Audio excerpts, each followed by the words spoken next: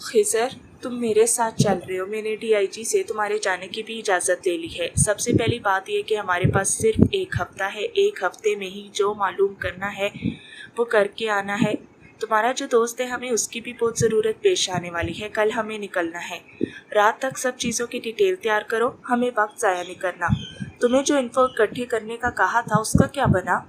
سر، سکندر کی ماں کے ایکسیڈنٹ کیس کے علاوہ ہمیں کوئی بھی انفو نہیں ملی. نہ یہ کہ سکندر کا باپ کون ہے، نہ یہ کہ سکندر کی ماں کہاں کی تھی. سر، ایک بات اور، بہت سی چیزیں ایسی بھی ہیں جو دیکھ کر کچھ عجیب سا لگتا ہے. سر، یہ دیکھیں، یہ وہ ڈرگز ہیں. ان کی سب سے زیادہ سپلائی جرمنی اور روس کے ساتھ یورپ میں ہو رہی ہے. مگر حیران کن بات یہ ہے کہ گوگل پر جو ریشو اس ڈرگز کی بتائی جا رہی ہے اس کے مطابق اب اس کی کنزمپشنز میں خاصی کمی آ گئی ہے.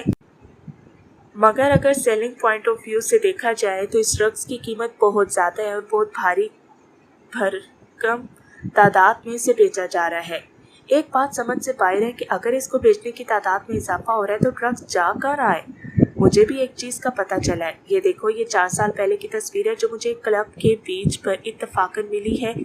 یہ بندہ دیکھ رہے ہو؟ سر، یہ تو بیلی پارکر ہے. ہاں، یہ تصویر اٹلی کے ایک باغ کی ہے جو اس کے قتل سے ایک رات پہلے کی ہے. مگر سر، ایسا بھی کیا ہوا جو ایک رات میں اسے فلسطین آنا پڑا؟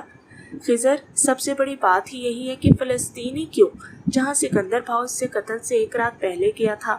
تمہیں نہیں لگتا کہ یہ باتیں اتفاق سے زیادہ سازشیں لگتی ہیں؟ مگر سر، ثبوت؟ خضر، ثبوتوں کے لیے تو سکندر کا بایو ڈیٹا نکالنا ہے. مجھے جو بات سب سے زیادہ کھٹک رہی ہے وہ یہ ہے کہ سکندر بھاؤ ہے کون؟ کیا مطلب سر؟ خضر، کچھ باتیں ہیں جو میری سمجھ سے باہر ہے. فی الحال تم تیاری کرو، ہمیں صبح 10 بجے نکلنا ہے. جی سر. خضر کے جاتے ہی سالار اپنی کرسی پر بیٹھ گیا. یاد سالار، تم کہاں گئے تھے؟ میں یہیں تو تھا. جھوٹ بولنا اچھی بات نہیں. اچھا تم بتاؤ، تم ابھی یہاں کیا کر رہی؟ میں تمہیں ڈھونڈ رہی تھی. کیوں، کوئی کام ہے کیا؟ سالار، تمہیں پتہ بھی آج کون سا دن ہے؟ آج بدھ ہے. دن کا مطلب ہوتا ہے تاریخ کیا ہے. آج 27 ہے. ہاں، پھر کیا؟ مطلب کہ تمہیں کچھ یاد نہیں؟ کیا یاد رکھنا تھا؟ تم نے کوئی کام کہا تھا. مطلب تمہیں واقعی یاد نہیں؟ اچھا میری ابھی بات سنو. میرا دوست میرا باہر انتظار کر رہا ہے. میں آ کر تمہاری ساری کی ساری باتیں بیٹھ کر تحمل سے سنوں گا. ابھی سب ایک پانی کی بوتل لا دو بس. میں تم سے کیا کہہ رہی ہوں اور تم کیا جواب دے رہے ہو؟ تم رہنے دو، میں خود ہی لے لیتا ہوں. اب میں تم سے بہت غصہ ہوں سالار، مجھ سے بات بھی نہ کرنا. وہ 7 سالہ بچی اپنی بات کو کہتی اندر کو چلی گئی جبکہ سالار اس کی بات پہ مسکراتا بولا. بھی اماں نے بتایا نہیں تمہیں کہ غصہ حرام ہوتا ہے؟ اچھا تو پھر تم مجھ سے بات نہ کرنا کیونکہ اب میں بہت زیادہ ناراض ہوں. واپس آ کر تمہیں منا لوں گا کیونکہ جانتا ہوں تم میرے بغیر ایک پل بھی نہیں رہ سکتی. جو ناراض رہتے ہیں وہ رہ لیتے ہیں، اور اگر ناراضگی 3 گھنٹوں سے زیادہ ہو تو پھر وہ بچے اچھے بچے نہیں ہوتے. 3 گھنٹے نہیں، 3 دن تھی. اب تم زیادہ باتیں نہ کرو مجھ سے اور جاؤ مجھے چھوڑ کر اپنے دوست کے ساتھ کھیلو. اور پھر یہ کہتی سیمل اوپر کو چلی گئی جہاں سالار سیمل کو مسکراتا دیکھ کر بولا. بھلا میں بھی اس دن کو بھول سکتا ہوں جب تم اس دنیا میں آئی تھی. دیکھتے ہیں تم کتنی دیر ناراض ہونے کا بہانہ مجھ سے لگاتی ہو.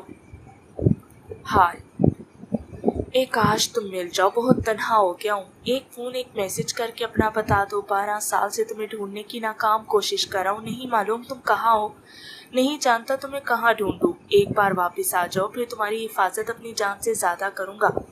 تم تو میری جان تھی سیمل. سالار. سکندر سیمل کے انتظار میں کمرے میں ایک صوفے پر بیٹھ گیا. سیمل جو واش روم سے نکلتی ابھی وضو کر کے آئی تھی، اسے باہر نکلتے ہی ایک ڈریس بیڈ پر پڑا نظر آیا. سیمل خاموشی سے آگے بڑھی تو سکندر بولا. بیٹھ جائیں اور جوس پی لیں. سیمل سکندر کی بات پر فوراً سے بیڈ پر بیٹھ گئی. سکندر جو بیٹھا سیمل کو مسکراتے چہرے کے ساتھ دیکھ رہا تھا بولا. آپ جوس پی لیں تو پھر آپ کو گھر دکھاتا ہوں. کاموں کے چکر میں آپ کو کمرے سے باہر ہی نہیں لے کر جا سکا. آپ گھر دیکھنا چاہیں گی؟ سیمل سر کو ہاں میں ہلانے لگی. میں ویسے اکیلا ہی رہتا ہوں. سیمل خاموشی سے سکندر کی بات کو سن کر جوس پینے لگی. آپ میرے بارے میں کچھ جاننا چاہیں تو پوچھ سکتی ہیں. سیمل کچھ سوچنے لگی اور پھر بولی. آپ اکیلے رہتے ہیں؟ ہاں، کل تک تو اکیلا ہی تھا، اب نہیں. سیمل سکندر کی بات پر پھر سے خاموش ہوئی تو سکندر بولا. ہاں میں آپ کو بتانا بھول گیا، یہ ڈریس آپ کے لیے ہے. पैकिंग आप खुद खोल लीजिएगा, आप कुछ देर तक तैयार हो जाए, आपको बाहर लेकर जाना चाहता हूँ, अगर आपको एतराज़ ना हो तो। जी ठीक है। ज़ेमल सिकंदर की बात को हुक्म मानती कहती उठ गई कि सिकंदर बोला, रुके जी, ये आपका हक में है। सिकंदर कमीज की एक जेब से एक कागज़ का टुकड़ा निकालते हुए बोला। ज़ेमल सिकंदर के बड़े हाथों को देखकर बोली, ये आप अपने पास रखिए, मैं क्या करूँगी? नहीं, ये आपका हक है और ये मेरा फ़र्ज़ है कि मैं ये अदा करूँ। और फिर ये कहता सिकंदर ज़ेमल के हाथों में उस चेक को थमाता बोला, आप जल्दी से तैयार हो लें, मैं यहीं बैठा हूँ। और फिर ज़ेमल बेड से उस ड्रेस को पकड़ती वहाँ से चली गई। ज़ेमल कपड़ों को बदलते जो बाहर निकली तो वो किसी हूर से कम नहीं लग रही थी। हमेशा की तरह उसका लिबास उसकी शख्सियत की मानी था, यानी उसके जिस्म को मुकम्मल तौर पर ढक देने वाला। अलबत्ता रंग वो था जो ज़ेमल ने आज तक कभी नहीं पहना था। क्यों शौक रंगों की खसूसियत ये है कि वो दूसरों के तवज्जो अपनी तरफ खींच लेते हैं, और ज़ेमल का लिबास लाल रंग का था जो किसी खूबसूरत गुलाब के फूल की पंखड़ी सा लग रहा था। सिकंदर की पसंद बहुत अच्छी थी, मगर ज़ेमल को वो चीज़ें हरगिज़ पसंद नहीं थी जो दूसरों की तवज्जो का मरकज़ बने, क्योंकि औरत की हया यही है कि वो नामहरम के सामने इस कदर सच धज कर ना निकले कि उनके दिलों में किसी किस्म की गलत बात आए। अलबत्ता अपने महरम रिश्ते यानी शोहर के लिए बनाओ सिंगार का हुक्म अल्लाह ने भी दिया है, जैसे कि अल्लाह ताला फरमाते हैं, और आप मोमिन औरतों से फरमा दें कि वो भी अपनी निगाहें नीची रखा करें और अपनी शर्मगाहों की हिफाजत किया करें, और अपनी आराइशों ज़ेबाइश को ज़ाहिर ना किया करें, सवाए कि जो इसमें से खुद ज़ाहिर होता है, और वो अपने सरों पर ओढ़े हुए दुपट्टे अपने गिरबानों और सीनों पर भी डाले रहा करें, और वो अपने बनाओ सिंगार को किसी पर जाहिर ना किया करें, सवाए अपने शोहरों के या अपने बाप दादा या अपने शोहरों के बाप दादा के, या अपने बेटों या अपने शोहरों के बेटों के, या अपने भाइयों या अपने भतीजों या भांजों के, या अपनी हम मजहब मुसलमान औरतों या अपनी ममलूका बांदियों के, या मर्दों में से वो खिदमतगार जो ख्वाहिश और शहवत से खाली हो, या वो बच्चे जो कम सिने के बाइस अभी औरतों की पर्दा वाली चीज़ों से आगाह नहीं हुए, और ना चलते हुए अपने पाँव ज़मीन पर इस तरह मारा करें कि पैरों की छंकार से उनका वो सिंगार मालूम हो जाए जिसे वो हुक्म शरीयत से पोशीदा किए हुए हैं। और तुम सब के सब अल्लाह के हजूर तौबा करो ए मोमिनो, ताकि तुम इन अहकाम पर अमल पैरा होकर फलाह पा जाओ। और फिर ज़ेमल इस बात को याद करती 2 कदम आगे बढ़ी। उसका चेहरा बिल्कुल साफ और नूर के चिराग से रोशन था। ज़ेमल आगे बढ़ी तो सिकंदर अपनी नज़रों की उस पर साकिन कर गया। उसे अपना दिल बेहद धड़कता महसूस हुआ था। ज़ेमल उस लाल रंग के लिबास में एक लाल परी मालूम हो रही थी, जो सिकंदर को उसकी नज़रों को साकिन करते उसे उसकी तरफ कदम बढ़ाने पर मजबूर कर गई। लफ्ज़ों से बयान होती अगर आपकी खूबसूरती, तो बयान करने में मैं कभी इतनी भी देर न करता। और फिर बोला, रुके, इधर ही मैं आता हूँ। ये कहता सिकंदर वार्डरोब वाली जानिब गया और फिर अंदर जाकर कुछ ढूंढने लगा। एक काली चादर जो उसी की थी, जिसे उसने सिर्फ एक मरतबा अपनी बहन के इसरार पर अपने कंधों पर ओढ़ा था, अपने दोनों हाथों से पकड़ता बाहर को आया। ज़ेमल के पीछे से ही एक झटके में उस चादर को हवा में खोलते उस लड़की के कंधों पर दे दिया, जो सिकंदर के दिल को बेदर्दी से धड़कने पर मजबूर कर गई। ज़ेमल ये देख कर समझ नहीं सकी और कंधों पर पड़ी उस काली चादर को देखने लगी जो उसके लिबास के शौक रंग को ढांप गई थी।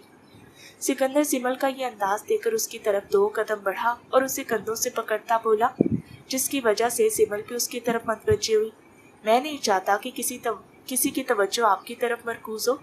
यूँ ऐसे आपको बाहर भी ले जाने की मुझ में हिम्मत नहीं। ये कीमती मोती मेरे नसीब में मेरी चाह पर आया है, इसे यूँ तो लोगों की तवज्जो का मरकज़ नहीं बनने दे सकता। ज़ेमल सिकंदर की बात पर नज़रों को झुकागी। चले आए, सबसे पहले आपको मैं नूर विला दिखाता हूँ। सिकंदर ये कहता ज़ेमल के हाथ को बहुत हिम्मत करके पकड़ चुका था, और ज़ेमल भी खौफ उस शख्स के साथ कमरे से बाहर चल पड़ी जिसने उस लिबास को अपनी चादर से ढक दिया था। वरना लोग तो मरे इंसान को मुकम्मल तौर पर ढांपने के लिए बर वक्त कफन का इंतज़ाम तो ले सकते हैं, मगर औरत की हया के तकद्दुस को पामाल करने के लिए बेहया मर्दों की सिर्फ एक नज़र काफ़ी होती है, क्योंकि जिस दौर में दिन की शुरुआत ही मौसीकी से हो, वहाँ ऐसी माओं की तादाद भी कम होती है जो ऐसे मर्दों को अपने शिकन से पैदा करें जो औरत की हया के तकद्दुस को जान सके। ज़ेमल सिकंदर के हाथ में अपना हाथ देकर कुछ घबराई थी। सिकंदर कुछ घबराहट के बायस ज़ेमल का हाथ अपने हाथों में थामे कमरे से बाहर निकला और फिर उसे घर दिखाने लगा।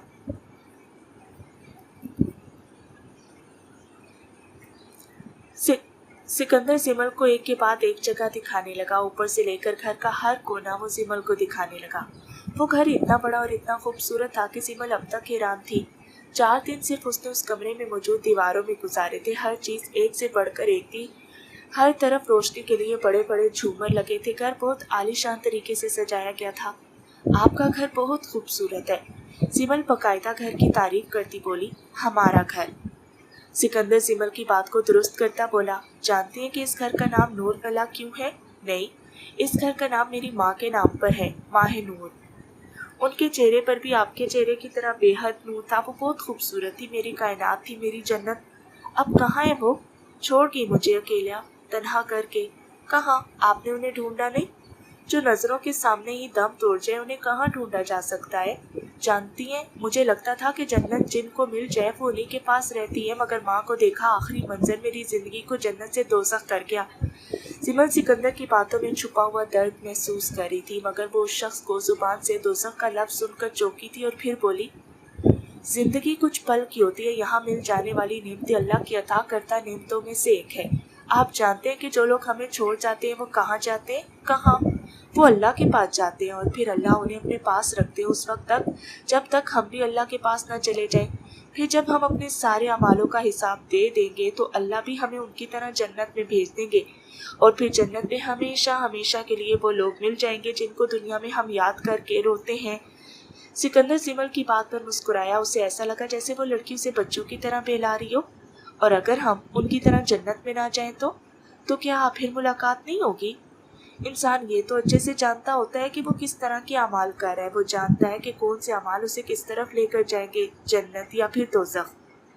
आपको एक कहानी सुनाती हूँ, मेरी मामा मुझे बचपन में सुनाया करती थी।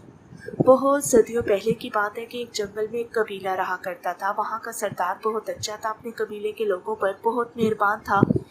एक दिन उस कबीले के लोगों में से एक जोड़े के घर एक लड़का पैदा हुआ। सिकंदर सिमल की बात को बहुत तवज्जो से सुन रहा था। वो बच्चा उस जोड़े के घर 20 साल बाद पैदा हुआ। एक दिन बहुत तेज तरीन तूफान ने उस कबीले की तरफ अपना रुख किया। बारिश उस तूफान के बाइस जोरों शोर से होने लगी, इतनी कि उन्हें लगा कि शायद इस तूफान के बाइस वो मर जाएंगे, मगर हुआ ये कि सभी लोग बच गए। सबने उस बच्चे की आमद पर खैर बात कहा कि शायद उस बच्चे की वजह से हम सब बच गए। उस तूफान की वजह से कबीले के सरदार ने उस जगह से चलने का हुक्म दिया, क्योंकि पिछले कुछ सालों से उस इलाके में तूफान की शिद्दत बढ़ती जा रही थी। मगर कबीले वालों ने ना जाने का कहकर के ये बच्चा हमारे लिए बहुत अच्छा साबित हुआ है, जाने से इनकार कर दिया। सरदार को बहुत गुस्सा आया, मगर जब बहुत से लोगों की एक राय देखी तो उसने ना जाने का फैसला किया। सबको जिंदगियां बहुत अच्छे से चल रही थी। जिंदगी ऐसी थी जैसे वो लोग किसी जन्नत में हो। कबीले वालों ने ये बात जान ली कि वो बच्चे के कदमों की वजह से अब की सरजमीन उनके लिए मौसर हो गई है। कबीले के लोग उस सरदार के बजाय उस औरत के पास जाने लगे और अपने मसलों का हल उससे मांगने लगे। सरदार ने देखा कि मेरे कबीले में मेरी ताकत कम होती जा रही है, तो उसने अपने सबसे करीबी बंदे से मशवरा मांगा। सरदार ने जब उसकी तरकीब सुनी तो बहुत खुश हुआ। अगले रोज सरदार ने सब कबीले वालों को इकट्ठा किया और ऐलान किया कि ये बच्चा हमारे कबीले के लिए बहुत मुफीद साबित हुआ है। हमारी सरजमीन को इसी के कदमों के बाइस अनाज की इतनी दौलत मिली है जो इसके आने से पहले नहीं थी। लोगों ने सरदार की बात सुनी तो वो बहुत खुश हुए। सरदार ने कहा कि इसी बच्चे की वजह से ये अनाज हमें इस सरजमीन से हासिल हो रही है, तो हमें किसी मेहनत मुशक्कत की भी ज़रूरत नहीं। जब तक ये बच्चा हमारे लिए मुफीद है, हमें तो अनाज बगैर मेहनत के मिलता ही रहेगा। पहले हमें कितनी मेहनत करनी पड़ती थी और फिर जाके कुछ अनाज हासिल होता। अब तो इस बच्चे की बदौलत हमें कम मेहनत पर ये इतना अनाज मिल रहा है, तो हम अगर मेहनत ना भी करें तो ये अनाज तो फिर भी मिलता रहेगा। लोगों ने खुशी से सरदार की बात और सरगोशियां शुरू कर दी और अपनी मेहनत को अनदेखा करके सिर्फ उस बच्चे के बाबरकत कदमों को उस अनाज का हकदार कहला दिया। और फिर यूं हुआ कि आहिस्ता आहिस्ता अनाज में कमी आना शुरू होगी। लोगों ने देखा कि ये बच्चा अब हमारे लिए कम मुफीद होता जा रहा है। आहिस्ता आहिस्ता अनाज में और कमी वाक़ई हो गई। लोगों ने उस बच्चे के बारे में बातें शुरू कर दी, इस बात से अनजान कि उन्होंने खुद मेहनत करना छोड़ दी थी। जानते हैं आगे क्या हुआ? लोगों को सरदार की चाल का पता चल गया। नहीं, अनाज खत्म हो गया। जमीन ने अनाज देना बंद कर दिया। लोग फाकों पर आ गए। नतीजतन ये हुआ कि लोगों ने फैसला किया कि उस बच्चे को मार दिया जाए या फिर उस कबीले से उसके माँ और बाप के साथ निकाल दिया जाए। ये बात जाने बिना कि जिंदगी में हमें जो कुछ अता होता है वो अल्लाह की दी हुई नेमतों के बाइस अता होता है। जिंदगी जमीन की तरह है जहाँ इंसान जितनी मेहनत करता है उतना ही उसका फल मिलता है। जब वो लोग उस जमीन पर मेहनत करना छोड़ के तो अनाज निकलना बंद हो गया। फिर क्या हुआ? फिर ये हुआ कि कुछ लोग सरदार से मिलने की और अपने मसले को जाहिर किया। जब सरदार ने लोगों से कत्ल और कबीला बदर करने की बात सुनी तो अपनी चाल को आगे बढ़ाता बोला, मैं जानता था कि ये बच्चा आगे जाकर हमारे लिए ठीक साबित नहीं होगा, और वो ही हुआ। लोगों ने सरदार से मसले को हल करने की तजवीज़ मांगी तो सरदार ने हुक्म दिया कि इस जोड़े और उस बच्चे को सूली पर लटकाकर मार दिया जाए, इससे पहले कि ज़मीन मुकम्मल तौर पर बंजर हो जाए और ये इलाका हमारी कब्रों का इंतज़ाम भी ना कर सके। ये ना हो कि जैसे ज़मीन बंजर हो गई है वैसे यहाँ तूफानों का बसेरा हो जाए और इसी जंगल में मर जाए। लोगों ने सरदार की बात पर मुत्तफिक राय दी और कहा कि हाँ, उनको मार देना चाहिए कि उनकी वजह से सारा कबीला ना मौत के घाट उतर जाए। ये खबर उस जोड़े तक पहुंच चुकी थी। बच्चा सिर्फ 1 साल का हुआ था। उस बच्चे के बाप ने उस बच्चे को पकड़ा और अपनी बीवी के साथ वहां से भागने लगा था कि कबीले वालों ने वहीं उन तीनों को मार दिया और फिर वो कबीला वहां से अपनी जगह को मुंतकिल करता किसी और जगह आबाद होने चल दिया। मगर इंसान ये नहीं जान पाता कि अपने अमाल के बाइस ही वो अपने अंजाम को तयन करता है। वो लोग तो मर गए मगर कबीला फिर कभी आबाद नहीं हो सका।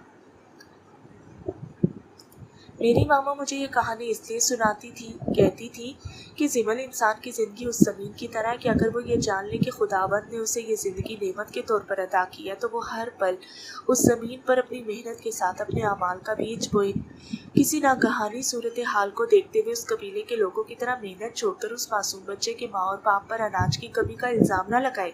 जब मेहनत की जाती है तो इनाम में जन्नत मिलती है और जन्नत इंसान अपने नसीब में खुद अपने बलबूते पर कमाता है, किसी के आने या जाने से नहीं। दोज़ख के हकदार वो होते हैं जो अल्लाह की अता करता नेमतों का शुक्र अदा नहीं करते, ना ही अल्लाह की तरफ से भेजी की आजमाइश में साबिर रह पाते हैं। ऐसे लोग शैतान के हाथों भटक जाते हैं, बिल्कुल उस कबीले के लोगों की तरह जो अपने सरदार की चाल को न समझकर किसी मासूम को मार बैठे और आखिर में उनका अंजाम उसी तूफान के जेरे असर हुआ जिससे बचने के लिए वो जगह की मुंतकिली को चले थे। तो क्या वो सब मर गए? हाँ, तूफान उन्हें अपनी लपेट में लेकर सफाई हस्ती से ही मिटा गया और ये कहानी सिर्फ आने वालों के लिए सबक का बाइस बन गई कि इंसान को जो जिंदगी दी गई है उससे खुद अपनी मेहनत और दोज़ख कमाता है। मेरा अल्लाह तो सिर्फ इंसाफ करते हैं, वो सब जो हम जिंदगी में करते हैं वो तो बस उसका अंजाम हमें बताता है। इंसान के हाथों में सब होता है कि ख्वा वो अपने अमाल से जन्नत कमाता है या दोज़ख। मगर कुछ लोगों को विरासत में अपने बाप दादा से जहन्नुम मिलती है। खैर, ये बातें फिर कभी, अभी हमें निकलना चाहिए। ऐसे में चाहता था कि इस दफ़ा फ़लस्तीन से जाते हुए खूबसूरत याद छोड़ कर जाऊँ, वरना कुछ ख़ास अच्छी यादें यहाँ से वाबस्ता नहीं इस तरफ से। और फिर सिकंदर अपनी बात कहता जिमल को राह दिखाते बोला। जिमल भी सिकंदर के दिखाए हुए रास्ते पर चलते हुए घर की बाहरी राहदारी तक पहुंची। उसे घर में कोई मुलाजमा नहीं दिख रही थी, ना ही जमशेद जो सिकंदर के साथ हर वक्त मौजूद होता। जिमल ये सोच रही थी कि सिकंदर बोला, सुबह तक सब आ जाएंगे, घबराने की कोई बात नहीं, आ पाए। सिकंदर इतने आराम से बात कर रहा था कि अगर वहाँ जमशेद होता तो देखकर हैरानगी से ही मर जाता कि उसका भाव इतनी मोहब्बत से भी बात कर सकता है। जिमल 2 कदम आगे बढ़ी तो सिकंदर ने दरवाज़ा खोला और यूं जिमल इस दफ़ा गाड़ी में खुद बैठ गई। सिकंदर दूसरी तरफ से गाड़ी में बैठ गया। हम कहाँ जा रहे हैं? एक खूबसूरत जगह पर। और फिर ये कहते सिकंदर भाव ने गाड़ी को मुस्कुराते चेहरे के साथ अपनी मंजिल की तरफ बढ़ाया। गाड़ी कुछ देर बाद एक रेस्टोरेंट के सामने रुकी जहाँ पहले से ही सिकंदर के आदमी पहरा दे रहे थे। एक आदमी गाड़ी की तरफ बढ़ता सिकंदर की तरफ का दरवाज़ा खोलने लगा। सिकंदर गाड़ी से निकलते जिमल की तरफ बढ़ा और दरवाजे को बाहरी तरफ से खोला। जिमल अपने आप को उस चादर में ढांपे। जब गाड़ी से निकली तो गार्ड पीछे हो गए और नजरों को झुका गए जैसे कि उनको हुक्म था। सिकंदर जिमल का हाथ थामे अंदर की तरफ बढ़ा तो दरवाजे की खोलती क्या आलीशान नजारा था। वो जगह रोशनी से चमक रही थी, हर तरफ से रोशनी उस जगह की दीवारों को चीर रही थी। वो जगह इतनी खूबसूरत थी कि जिमल पूछे बिना नहीं रह सकी, ये जगह कौन सी है? नूरुल हयात। सिकंदर की बात पर उसकी तरफ देखने लगी। सिकंदर ये कहता जिमल के हाथ को थामे आगे बढ़ा। वो जगह एकदम खाली थी, जैसे वहाँ कोई मौजूद ना हो। और फिर लेडी स्टाफ की 8 मैनेजर सामने से आती, खुश आमदीद कहती, अपने अपने अंदाज में कुछ ना कुछ कहने लगी। सिकंदर बोला, रिजर्वेशन? उनमें से एक मैनेजर सिकंदर की बात का जवाब देती बोली, जी सर, उस तरफ। और फिर सिकंदर के साथ अपने टेबल की तरफ बढ़ गया। कुछ देर सिमल और सिकंदर टेबल पर आमने सामने बैठे थे। मैनेजर ने फूलों का गुलदस्ता रेस्टोरेंट की तरफ से सिमल के आगे रखा और फिर अपनी स्पीच के मुताबिक कुछ बातें बोलती वहां से चली गई। सिमल को लग रहा था जैसे वो किसी कहानी की जिंदगी को जी रही है। जो सिमल के अंदाज को देख रहा था उसकी तवज्जो को खुद की तरफ खींचते बोला, मैं भी हूँ। सिमल सिकंदर की बात और ना समझी से देखने लगी, जैसे उसकी बात का मतलब ना समझी हो। सिकंदर बोला, वैसे मैंने अपनी पसंद से ऑर्डर में कुछ खास चीज़ें मंगवाई हैं, मगर अगर फिर भी आप कुछ और खाना चाहें तो मुझे बता दें। नहीं, ठीक है। सुबह 6 बजे हमें तुर्की के लिए निकलना है। आपको अपनी खाला के घर से कोई चीज़ तो नहीं चाहिए? सिकंदर ने यूँ अचानक ये बात की तो सिमल की आंखों के सामने वो मंजर दोबारा से आम हो गया। नहीं, फिर भी कोई ऐसी चीज़ जिसकी आपको ज़रूरत हो? नहीं, मुझे कुछ भी नहीं चाहिए। सिकंदर कुछ देर की खामोशी के बाद बोला, ये भी नहीं चाहिए? सिकंदर एक तस्वीर को मेज़ पर रखता बोला। सिमल उस तस्वीर को देखकर सिकंदर का चेहरा देखने लगी। पकड़ लें, आपकी ही है। सिमल अपने हाथों को बढ़ाती उस तस्वीर को पकड़ते हुए बोली, ये कहाँ से? आप वहाँ गए थे? जी। सिमल में क्यों पूछने की हिम्मत नहीं थी, इसलिए खामोश हो गई। मुझे लगा आपको इसकी ज़रूरत होगी, इसलिए मैं ये ले आया। वो तस्वीर सिमल के माँ बाप की तस्वीर थी जो सिमल के पास मौजूद थी, वरना जिस सामान को वो अपनी खाला के घर लाई थी या तो उससे छीन लिया गया या जला दिया गया। शुक्रिया। बीवी के कुछ हकूक होते हैं जो एक शोहर को पूरे करने चाहिए, जो मैं भी कर रहा हूँ। सबसे पहला कि अपनी बीवी के चेहरे की रौनक को बहाल करें। इसमें शुक्रिया वाली कोई बात नहीं। वहाँ से गुजर रहा था तो चक्कर लगा लिया। आपको वहाँ का एड्रेस कहाँ से मिला? कुछ जगहों के एड्रेस मिला नहीं करते बल्कि पता किए जाते हैं। इतने में खाना मेज़ पर लगाना शुरू हुआ तो फिर कुछ ही वक्त में वो टेबल खानों की मुख्तलिफ डिशों से भर गया। मेज़ की कोई जगह खाली नहीं बची। खाने में ऐसी ऐसी चीज़ें थी कि सिमल ने वो चीज़ें कभी देखी भी नहीं थी। फिर मेज़ के सजते ही सिकंदर ने एक प्लेट को बहुत खूबसूरती से तैयार किया और उसे सिमल के आगे रख दिया। शुरू करें। सिकंदर अपनी प्लेट को तैयार करता सिमल को देखकर खाना खाने लगा, जबकि सिमल अपनी प्लेट में मौजूद इतना ज़्यादा खाना देखकर अल्लाह का शुक्र अदा करने लगी। वरना कुछ दिन तो ऐसे भी उसकी ज़िंदगी में गुजरे थे जब हलक से एक लुक़मा उतारने को उसे कुछ नहीं दिया जाता था। सिमल सिकंदर की दी की प्लेट से खाने लगी। सिकंदर सिमल को देखकर खुद की प्लेट से खाने लगा। एक बात पूछ सकता हूँ आपसे? जी, आप कहें। वो जो कहानी आप सुना रही थी, क्या उन लोगों के उस अमल का सबब उनकी बेबसी नहीं थी? बेबस इंसान का तवक्कुल मजबूत नहीं होता। अगर बेबसी इंतहा को भी पहुंच जाए तो भी इंसान को सब्र से काम लेना चाहिए। ख्याल। मुकाबिल में शख्स सिकंदर की बातों पर कहका लगाकर हंसने लगा। तुमने जो किया तुम्हें उसका हिसाब देना होगा अपनी भयानक मौत के साथ। तुम तो अपने बाप से हिसाब मांगो। लूसीफर, मेरा नाम सिकंदर सालेह है और मेरा कोई बाप नहीं। जो भी हो तुम मुझ जैसे शैतान के बेटे ही। यूं कहना कि नाजायज बाप की नाजायज औलाद हो। चलो, बाप तो हुई से अपनी जुबान की कमीनियत साबित करने की जरूरत नहीं है। तुम्हारी हवस का नतीजा हूँ मैं। वैसे तुम्हारी माँ खूबसूरत बहुत थी। जानते हो कैसे मैंने तुम्हारी माँ को अपनी हवस से कुचला? सिकंदर एक पल में आपे से बाहर हो गया और एक जोरदार मुक्का उसके चेहरे पर रसीद करता बोला, घटिया इंसान, मेरी माँ के बारे में एक लफ्ज और मत निकालना वरना तुम्हारी जुबान को काटकर फिलिस्तीन के कुत्तों को डाल दूंगा। लूसीफर। सिकंदर के इस अमल पर उसके आदमियों ने बंदूकों का रुख सिकंदर की तरफ किया तो वो शख्स हाथ के इशारे से मना करता बोला, बिल्कुल अपनी माँ की तरह जिद्दी। मैंने कहा मेरी माँ के बारे में एक लफ्ज और मत कहना वरना खुदा की कसम तुम्हारी चीखों से ये शहर गूंज उठेगा। हाल, आप ठीक है? हाँ। सिमल सिकंदर के चेहरे के तासुरात को बदलते देखते बोली, आप ठीक तो है ना? आप ठीक हो मैं, आप खाना खाएं। कुछ देर खामोशी के साथ सिमल खाना खाने लगी। कुछ और चाहिए आपको सिमल? नहीं। फिर सिकंदर अपनी जगह से उठता सिमल की तरफ बढ़ा और हाथ को आगे बढ़ाते हुए बोला, आए आपको कुछ दिखाना है। सिमल सिकंदर के हाथ को थामती अपनी जगह से उठी और फिर सिकंदर उस जगह से निकलता लिफ्ट में दाखिल हो गया। सिमल उस जगह पर स्टाफ के अलावा कोई नजर नहीं आया। वो हैरान थी कि इस कदर खूबसूरत जगह वीरान क्यों है। आप कुछ सोच रही हैं? जी बस ऐसे ही। पूछने की जुसारत कर सकता हूँ? बस सोच रही थी कि इतनी खूबसूरत जगह वीरान क्यों है। किसने कहा कि ये वीरान है? मेरा मतलब ये नहीं था, बस कोई मौजूद नहीं इसलिए। अपनी ज़िंदगी के सबसे कीमती हीरे को यूँ लोगों की नज़रों में लाकर हकीर नहीं करना चाहता। ये जगह मेरी है और अपनी बीवी को किसी ऐसी जगह ले जाने की हिम्मत नहीं जहाँ उसके चेहरे का नूर दूसरों की तवज्जो का मरकज़ बन जाए। اور پھر لفٹ کھل گئی۔ وہ اس بلڈنگ کے سب سے اوپر والے حصے میں پہنچ چکے تھے۔ اندھیرا آسمان میں اپنا بسیرا کر چکا تھا۔ اتنی اونچائی سے شہر کا خوبصورت نظارہ دیکھ کر سمر کا چہرہ کھل سا گیا۔ دور تک شہر روشنی سے جگمگ کر رہا تھا۔ سمر کے چہرے کی رونق اس کی کھلتی مسکراہٹ میں بدلی۔ 2 قدم آگے بڑھتی وہ شہر کے نظارے کو دیکھنے لگی۔ اس وقت اس شہر کو روشنی کا شہر کہنا کوئی غلط بات نہیں تھی۔ ماشاءاللہ، یہ کتنا خوبصورت ہے، آپ سے زیادہ نہیں۔ پھر ایک دم سے ہر طرف سے روشن فانوس اٹھنے لگے۔ سمر وہ منظر حیرانگی سے دیکھنے لگی۔ دور دور تک صرف اس روشن فانوس کا طوفان آسمان کی طرف اٹھنے لگا۔ اتنے لاتعداد فانوس چراغ کی روشنی سے آسمان کی طرف اٹھ گئے۔ سمر اس منظر کو آنکھوں کے سامنے دیکھ کر خاموش کھڑی تھی، جبکہ سکندر سمر کے اس انداز کو دیکھ رہا تھا۔ پھر اس منظر نے خوبصورتی کا وہ روپ دھارا کہ سمر کی آنکھوں سے خوشی کے آنسو نکل گئے۔ عشاء کی اذان نے اس منظر کو وہ رنگ دے دیا کہ سمر روتے چہرے کے ساتھ مسکرائے بنا نہیں رہ سکی۔ سکندر سمر کے ساتھ کھڑا ہوتا بولا، آپ رو رہی ہیں؟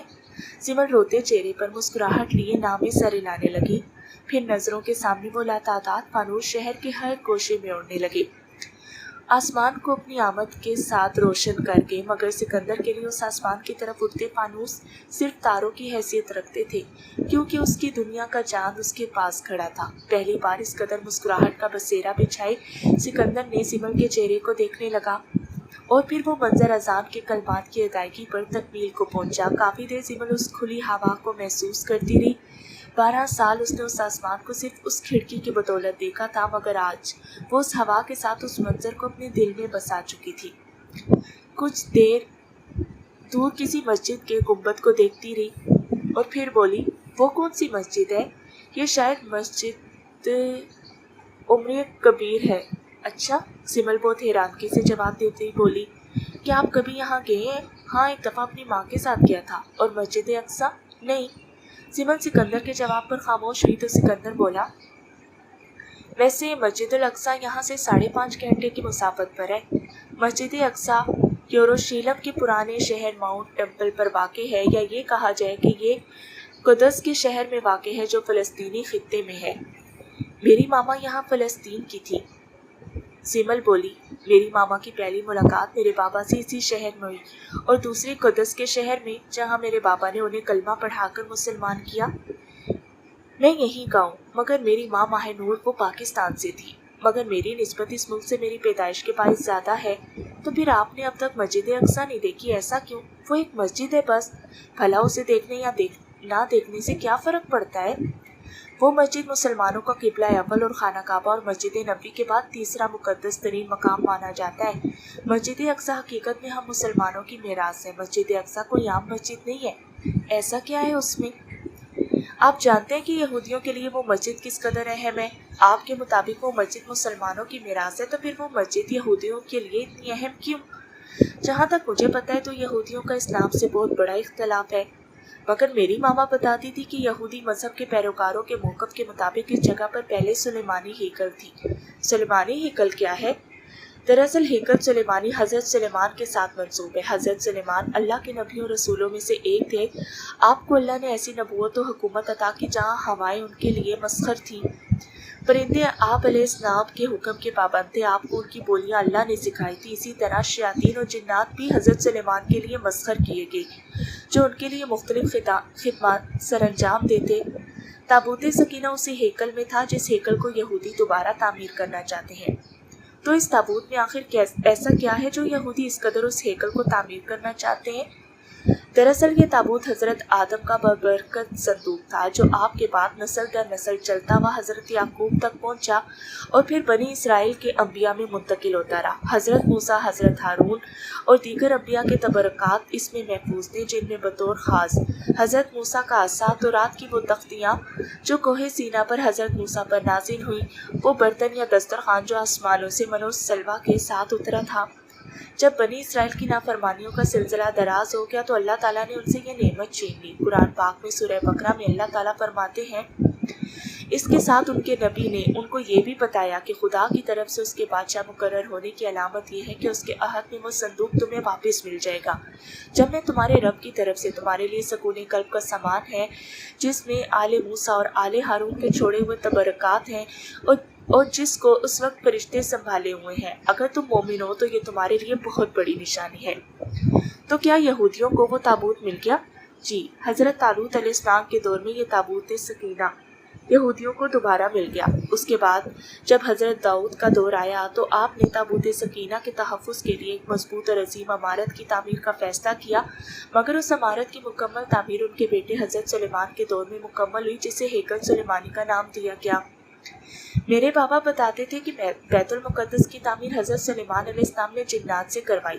جنات کی طبیعت میں سرکشی غالب تھی۔ اللہ نے حضرت سلیمان علیہ السلام کے لیے جنات کو اسیر کیا تھا، اسی لیے وہ حضرت سلیمان کے خوف سے کام کرتے تھے، مگر جب حضرت سلیمان علیہ السلام کی وفات کا جنات کو علم ہو جائے تو انہوں نے فوراً کام چھوڑ دیا۔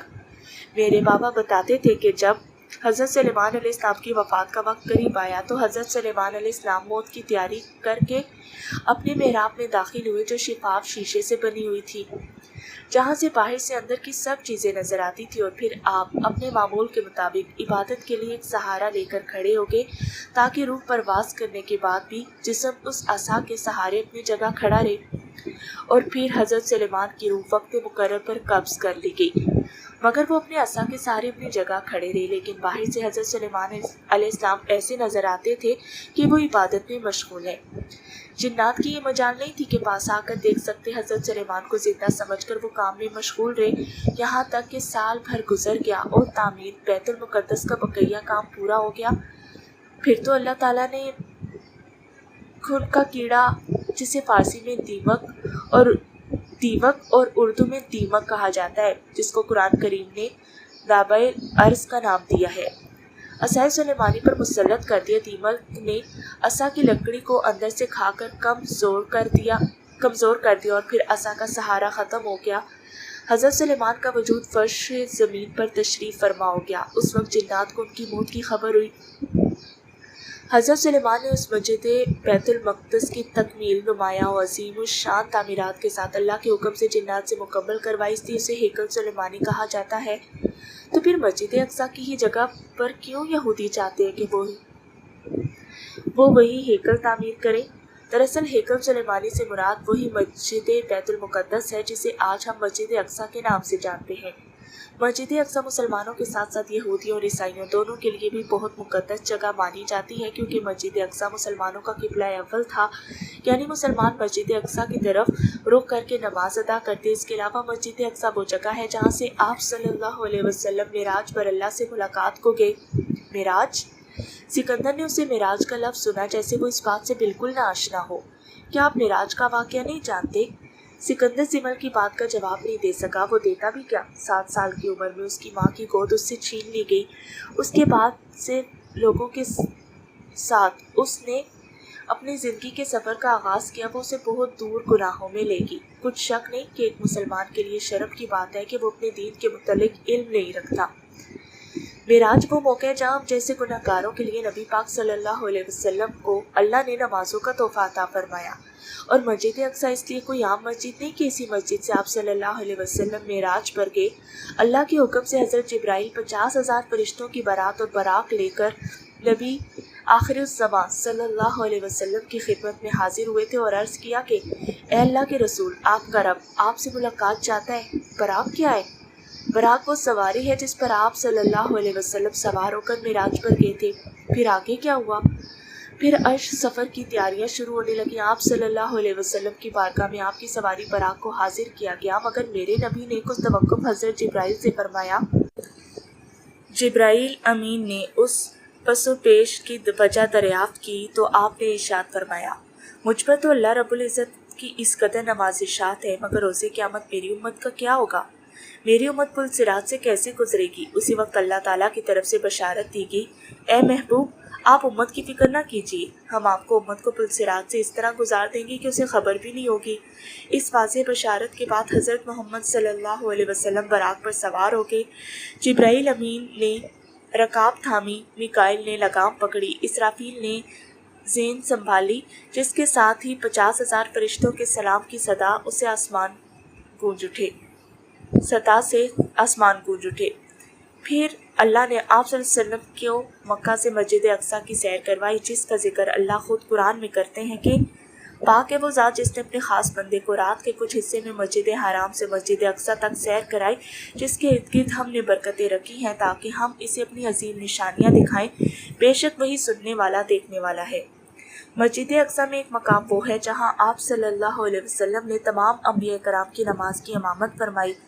हज़रत अबू हुरैरा से रवायत है कि रसूलुल्लाह सल्लल्लाहु अलैहि वसल्लम ने फरमाया, मैंने अपने आप को हतीम में देखा।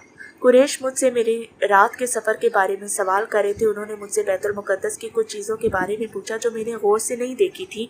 मैं इस कदर परेशानी में मुब्तला हुआ कि कभी इतना परेशान नहीं हुआ।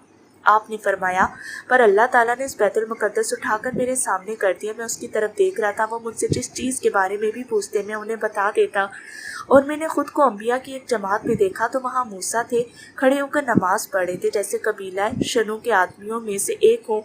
और ईसा इब्ने मरियम को देखा, वो खड़े नमाज पढ़ रहे थे। लोगों में सबसे ज़्यादा उनके मुशाबा उर्वा बिन मसूद है। और वहाँ इब्राहिम भी खड़े नमाज पढ़े थे। लोगों में सबसे ज़्यादा उनके मुशाबा तुम्हारे साहब हैं। आपने अपनी ज़ात मुराद ली। फिर नमाज का वक्त हो गया तो मैंने उन सब की इमामत की। जब मैं नमाज से फारिग हुआ तो एक कहने वाले ने कहा, ए मोहब्बत, ये मालिक है जहन्नुम के दारोगे, इन्हें सलाम कहिए। मैं इनकी तरफ मतवज्जे हुआ तो उन्होंने पहल करके मुझे सलाम किया।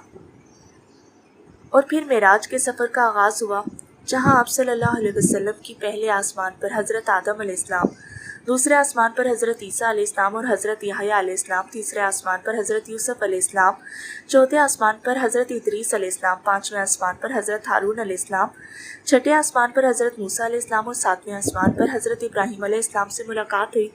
मेराज का ये सारा वाक़या एक रात में वक़ूफ़ पज़ीर हुआ था। तो क्या ये मुमकिन है कि इतना लंबा सफ़र सिर्फ एक रात में मुकम्मल हो जाए?